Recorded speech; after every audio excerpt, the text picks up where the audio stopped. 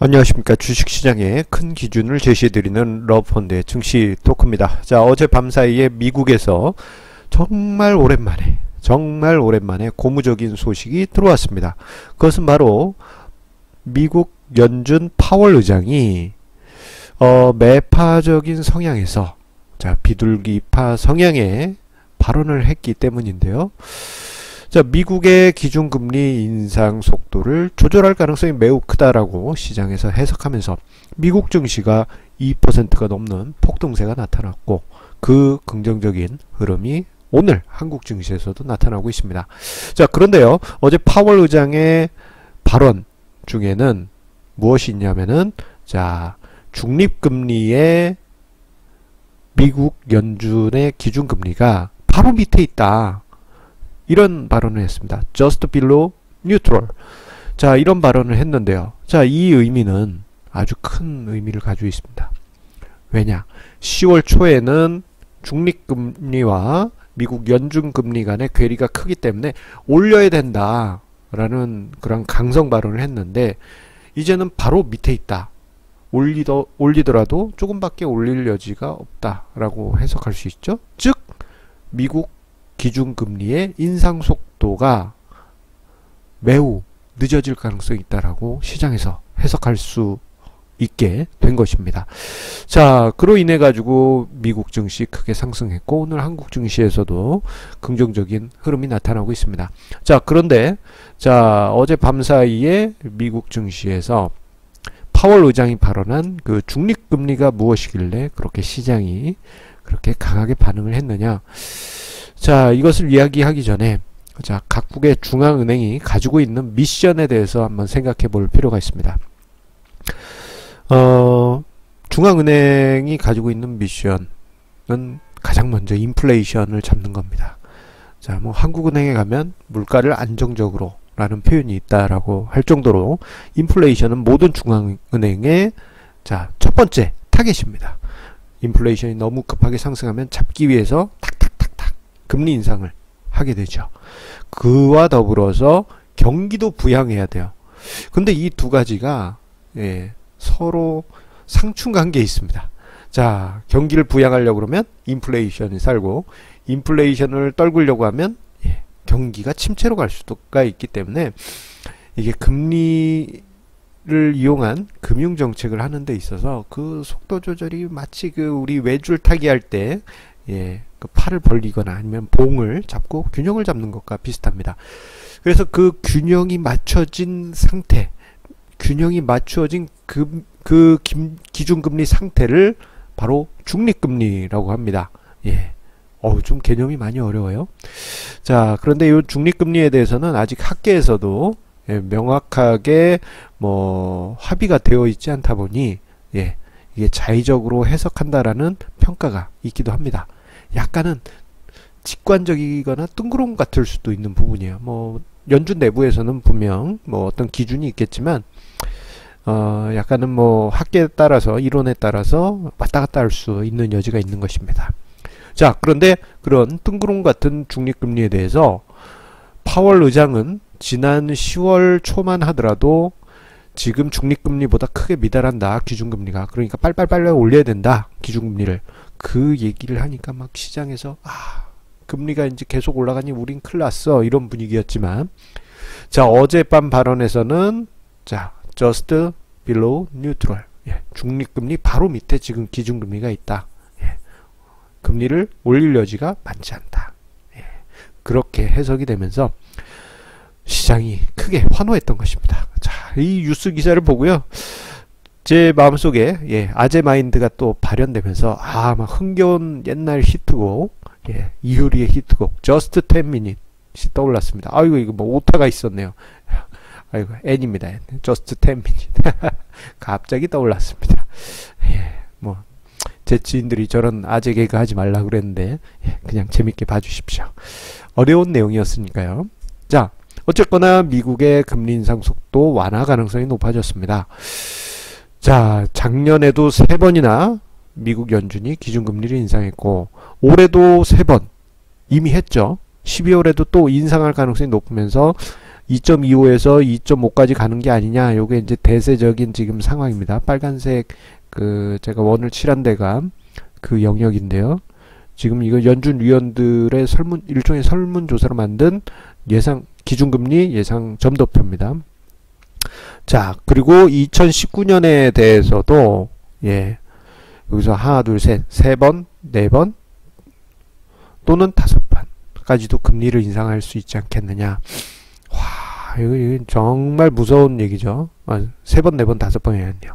2번, 3번, 4번. 어쩌면 3번, 4번. 이런 그 금리 인상 속도가 있을 것이라는 우려감 때문에 시장에서 공포감이 있었던 것이 사실입니다.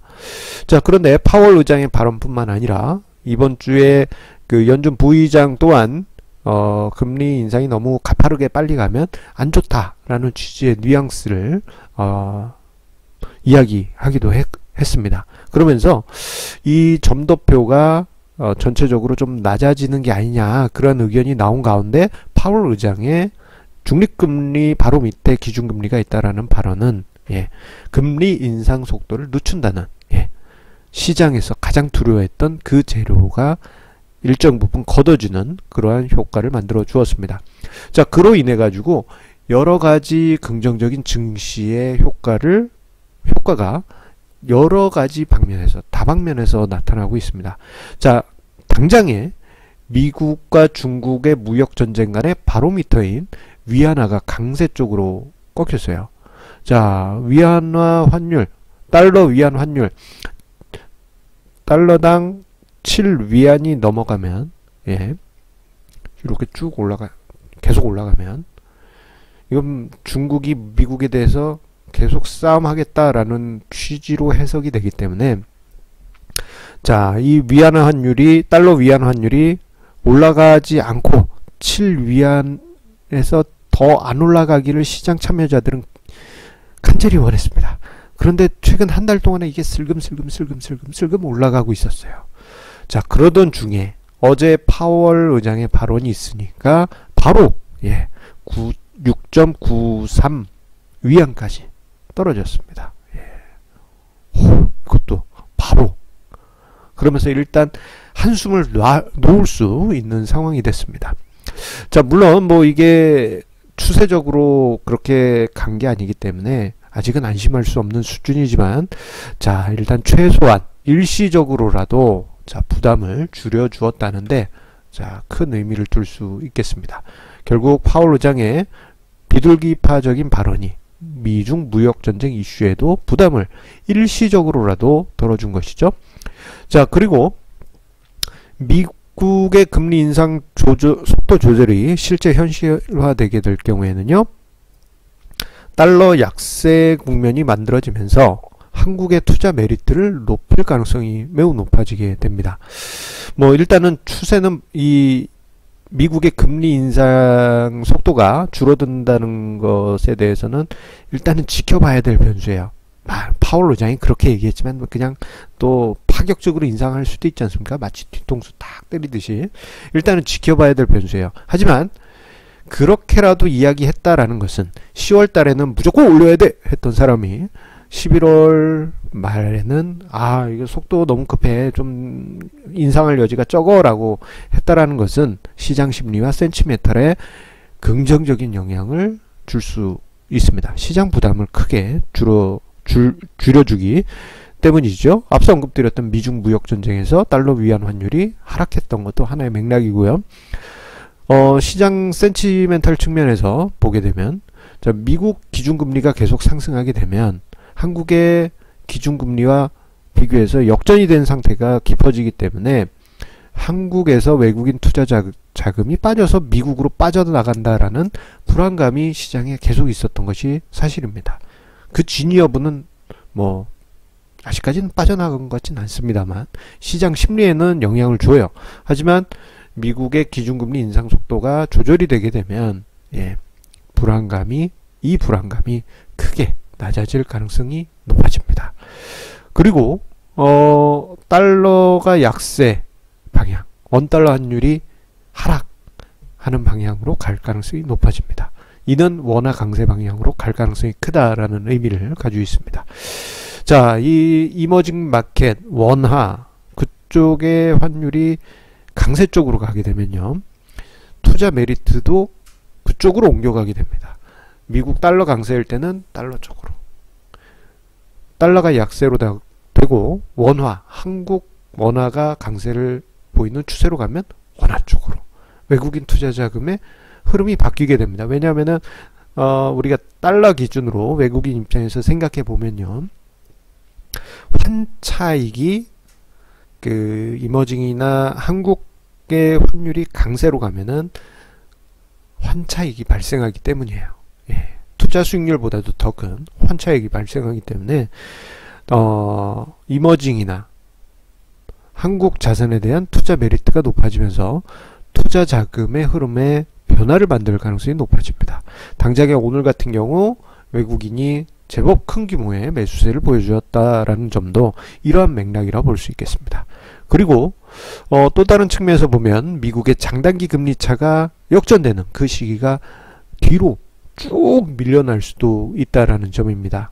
자, 우리가 그 미국의 연준 기준금리가 급하게 상승하게 되면요, 가장 큰 부담 요인 중에 하나가 장단기 금리차 역전 시기가 다가온다, 그런 불안감이 계속 있어 왔습니다. 하지만 금리 인상 속도가 뒤로 미뤄지게 되면 경기 호황에 대한 기대가 높아지기 때문에 장기 금리가 상승하게 되고요. 그렇게 되면은 단기 금리는 덜 오르는데 장기 금리가 많이 올랐다? 그러면은 자연스럽게 장단기 금리차가 벌어지게 됩니다. 자, 그로 인해서 시한폭탄이었던 장단기 금리차 역전이 조금 뒤로 수년될 수 있는, 시간을 벌 수 있는 그런 계기가 마련될 수 있습니다. 이게 이제 실제 미국 연준이 금리 인상 속도를 늦추는 게 현실에서 가시적으로 나타날 때는 저런 모습이 더 강하게 나타날 것입니다. 자, 물론 이 모든 과정이 확인이 필요한 것은 사실입니다. 하지만 파월 의장이 매파 발언에서 비둘기파 발언으로 돌렸다라는 것 자체만으로도 시장의 센티멘탈에 큰 영향을 주는 그런 이슈라고 할 수 있겠고요. 그리고 이로 인해 가지고 외환시장이라든가 뭐 앞서 언급드렸던 뭐 달러 위안, 달러 원 이런 환율이 기조적으로 아예 추세적으로 하락 추세, 달러 약세 쪽으로 방향이 가게 된다면 시장에 오랫동안 남아있던 불안감이 일정 부분 사라지는 호소식이 될 수 있겠습니다. 자, 그렇기 때문에 자, 요즘 스트레스 아마 많이 받으셨을 거예요. 시장 때문에 많이 스트레스 받으셨을 텐데 오늘만이라도 일단 마음을 편안히 가지시면서 부담을 잠시 내려놓으시고 마음 편하게 오늘 시장을 보시기 바랍니다. 어려운 시기였습니다. 자, 오늘 러펀드의 증시 토크는 여기서 마치도록 하겠습니다. 항상 우리 시청자님의 구독하기, 좋아하기 저에게 큰 힘이 되고요. 가끔 이제 우리 시청자님들께서 이거 여쭤보시는 분들이 계십니다. CWIA, 차트 홀더가 뭐냐, 이렇게 물어보시는데요. 요게 이제 그 국제공인 투자 분석사라고, 그 CFA하고 라이벌 관계에 있습니다. 여기 이제 스위스가 본부가 있는 국제적인 자격증인데요. 옛 한국 증권 분석사회, 뭐 지금은 한국 애널리스트 협회라고 하는데 그쪽에서 주관하고 있습니다. 2015, 16년 2년 동안 고생해서 땄어요. 그래서 지금 해외 협회에 제 이름 딱 올라가 있습니다. 참고해 주세요. 자, 오늘 러펀드의 증시 토큰 여기서 마치도록 하겠습니다. 내일도 좋은 주제로 찾아뵙도록 하겠습니다. 감사합니다.